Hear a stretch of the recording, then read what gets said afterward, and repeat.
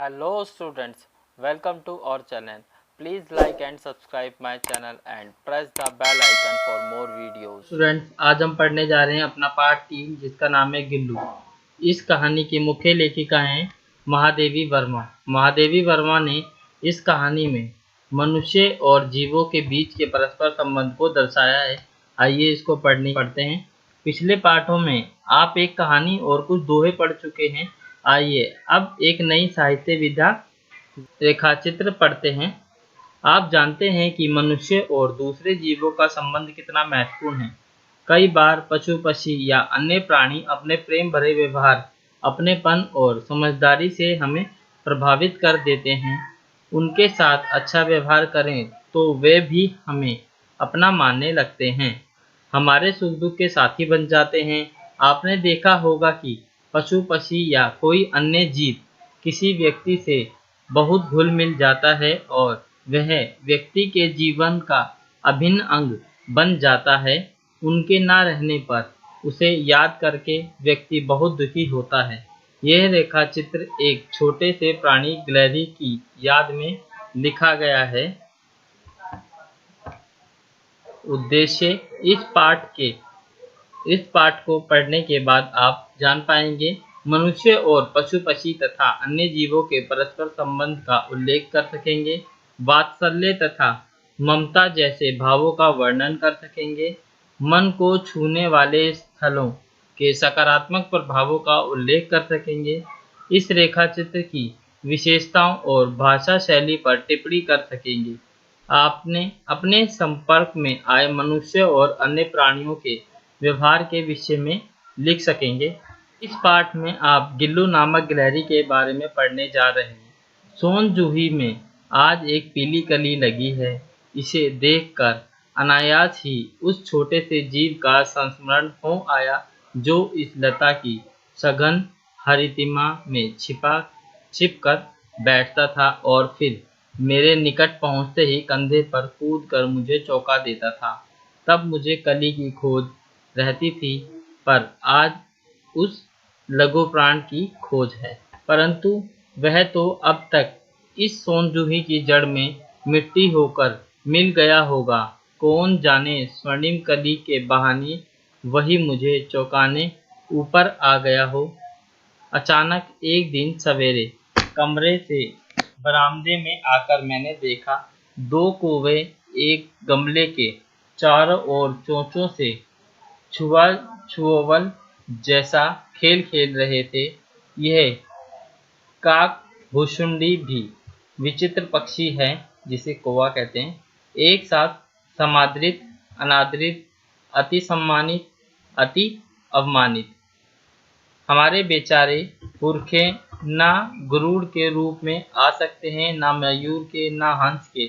उन्हें पितर पक्ष में हमसे कुछ पाने के लिए काक बनकर ही अवतीर्ण होना पड़ता है। इतना ही नहीं, हमारे दूरस्थ प्रियजनों को भी अपने आने का मधुर संदेश इनके कर्कश स्वर में ही देना पड़ता है। दूसरी ओर हम कौवा और काव काव करने वाले अवमानना के अर्थ में ही प्रयुक्त करते हैं। मेरे काक पुराण के विवेचन में अनेक बाधा आ पड़ी हैं, क्योंकि गमले और दीवार की संधि में छिपे हैं। छोटे से जीव पर मेरी दृष्टि रुक गई। निकट जाकर देखा गिलहरी का छोटा सा बच्चा और एक संभव घोंसले से गिर पड़ा है, और अब कौवे जिसमें सुलभ आहार खोज रहे हैं। मतलब एक गिलहरी का बच्चा गमलों के बीच में पड़ा हुआ था, जिसके ऊपर दो कौवे अपनी चोंच मार रहे थे।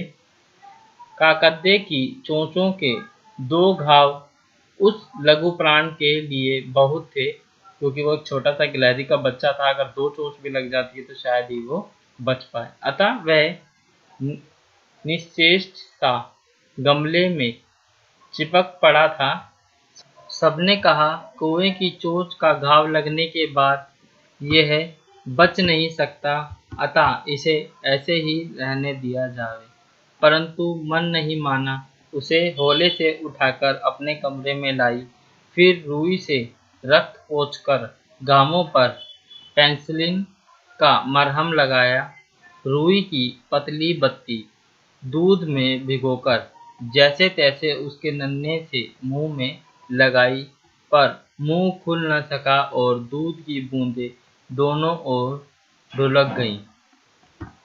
कई घंटे के उपचार के उपरांत उसके मुंह में एक बूंद पानी टपकाया जा सका।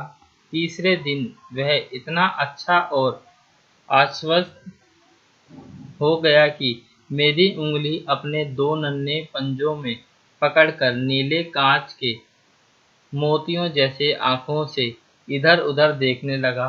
3-4 मास के उसके स्निग्ध रोए, झब्बेदार पूंछ और चंचल चमकीली आंखें सबको विस्मित करने लगीं। हमने उसकी जातिवाचक संज्ञा को व्यक्तिवाचक का रूप दे दिया और इस प्रकार हम उसे गिल्लू कहकर बुलाने लगे। मैंने फूल रखने की एक हल्की डलिया में रुई बिछाकर उसे तार से खिड़की पर लटका दिया। वहीं 2 वर्ष गिल्लू का घर रहा। वह स्वयं हिलाकर अपने घर में झूलता और अपनी कांच के मनकों सी आंखों से कमरे के भीतर और खिड़की के बाहर न जाने क्या देखता समझता रहता था, परंतु उसकी समझदारी और कार्यकलाप पर सबको आश्चर्य होता था। जब मैं लिखने बैठती तब अपनी ओर मेरा ध्यान आकर्षित करने की उसे इतनी तीव्र इच्छा होती थी कि उसने एक अच्छा उपाय खोज निकाला। वह मेरे पैर तक आकर सर से पर्दे पर चढ़ जाता और फिर उससे तेजी से उतरता। उसका यह दौड़ने का क्रम तब तक चलता जब तक मैं उसे पकड़ने के लिए ना उठती। कभी मैं गिल्लू को पकड़कर एक लंबे लिफाफे में इस प्रकार रख देती कि उसके अगले 2 पंजों और सिर के अतिरिक्त सारा लघुघात लिफाफे के भीतर बंद रहता।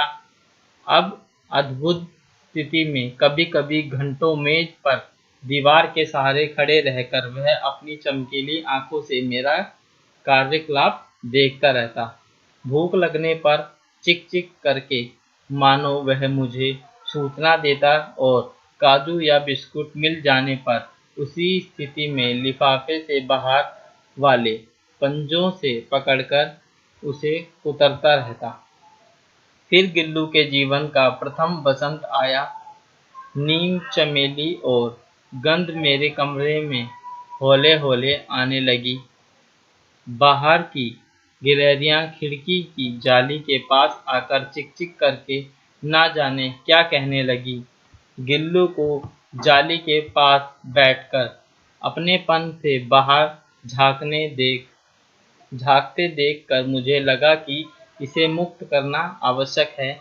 मैंने कीले निकालकर जाली का एक कोना खोल दिया और इस मार्ग से गिल्लू ने बाहर जाने का सचमुच ही मुक्ति की सांस ली। इतने छोटे से जीव को घर में पले कुत्ते बिल्लियों से बचाना भी एक समस्या ही थी। आवश्यक कागज पत्रों के कारण मेरे बाहर जाने पर कमरा बंद ही रहता है। मेरे कॉलेज से लौटने पर जैसे ही कमरा खोला गया और मैंने भीतर पैर रखा, वैसे ही गिल्लू अपनी जाली के द्वार से भीतर आकर मेरे पैरों से सिर और सिर पे पैर तक दौड़ लगाने लगा। तब से यह नित्य का क्रम हो गया।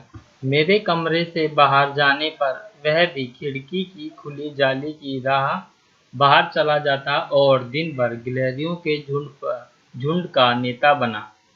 हर डाल पर उछलता कूदता रहता और ठीक 4 बजे वह खिड़की से भीतर आकर अपने झूले में झूलने लगता।